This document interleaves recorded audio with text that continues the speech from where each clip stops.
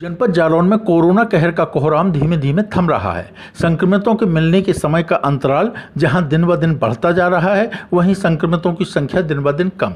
सड़कों पर चहल पहल बढ़ रही है, गलियों में रौनक लौट रही है, आम आदमी के मन की दहशत कम हो रही है, लेकिन बहुत धीमे धीमे। दुकानों की शटरें खुल रही हैं, लेकिन कभी दाएं कभी बाएं, वह भी मुख्य बाजार को छोड़कर।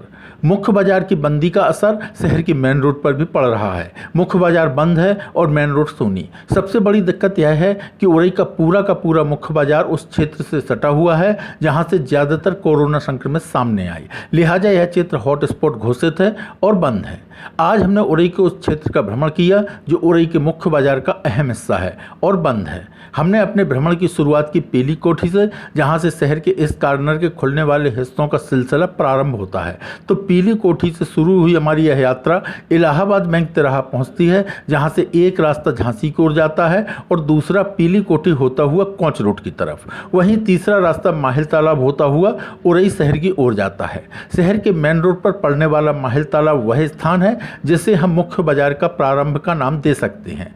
माहिल तालाब शहर का वह हिस्सा है जहां दिन में 2 बार जाम लगना आम बात ही नहीं, सुनिश्चित माना जाता है। आज उसी माहिल तालाब क्षेत्र की मेन रोड अपने दोनों सिरों पर शटर बंद दुकानें सहेजे खामोशी से कोरोना काल की कहानी कह रही थी।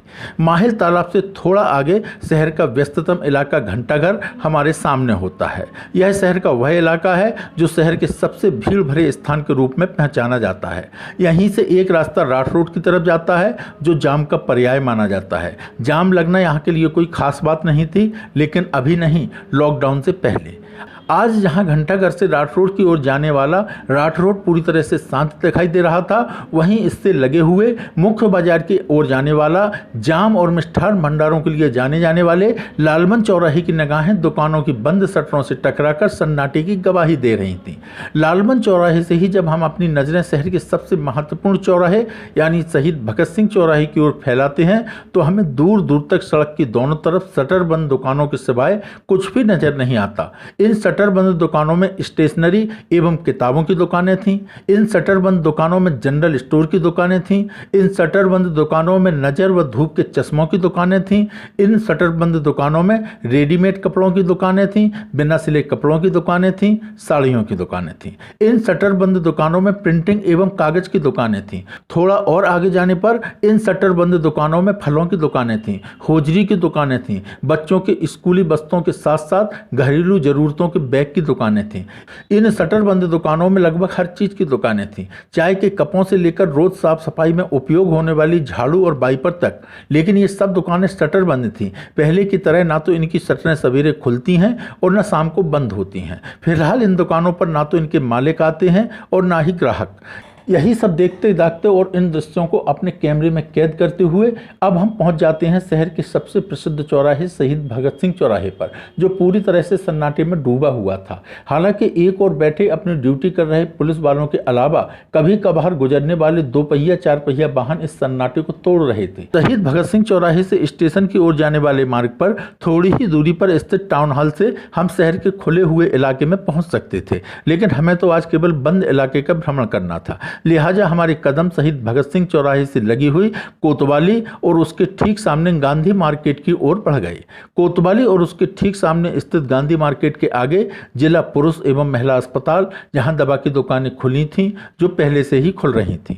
इसके जरा से फासले पर दलगंजन सिंह तिराहे पर, जहां शहर के 2 मॉल होने के साथ साथ ही यह इलाका ऑटो पार्ट्स एवं खासतौर से 4 पहिया वाहनों की रिपेयरिंग का गढ़ माना जाता है, पूरी तरह से बंद था और 4 पहिया वाहन मालिकों के लिए बड़ी समस्या बना हुआ है। इसके आगे अंबेडकर चौराहे पर भी शटर बंद दुकानें खुद ही इस इलाके की बंदी की कहानी कह रही थी। यहाँ भी ज्यादा संख्या में ऑटो पार्ट और ऑटो रिपेयरिंग की ही दुकानें हैं। अभी बंदी वाला इलाका और बाकी है। अंबेडकर चौराहे से लेकर निर्माणाधीन पटेल चौराहा और इसके बाद जिला एवं सत्र न्यायालय उरई भी रेड जोन यानी बंदी वाले इलाकों में शामिल है। इसी के साथ हमारा आज का भ्रमण समाप्त होता है। अब लॉकडाउन 4 के गिने चुने दिन ही शेष हैं और लोग इंतजार करने लगे हैं क्या होगा 31 मई के बाद। हम अभी यह तो नहीं कह सकते कि क्या होगा 31 मई के बाद, लेकिन जो होगा उसे हम आप तक जरूर पहुंचाएंगे। कृष्णा न्यूज के लिए मनोज कुमार सेवहरे के साथ रविकांत द्विवेदी एवं दीपक गुप्ता की संयुक्त रिपोर्ट। समय पर समाचार पाने के लिए लाइक, सब्सक्राइब एवं शेयर करें हमारा चैनल कृष्णा न्यूज और जल्दी से समाचार पाने के लिए बेल आइकन का बटन जरूर दबाएं।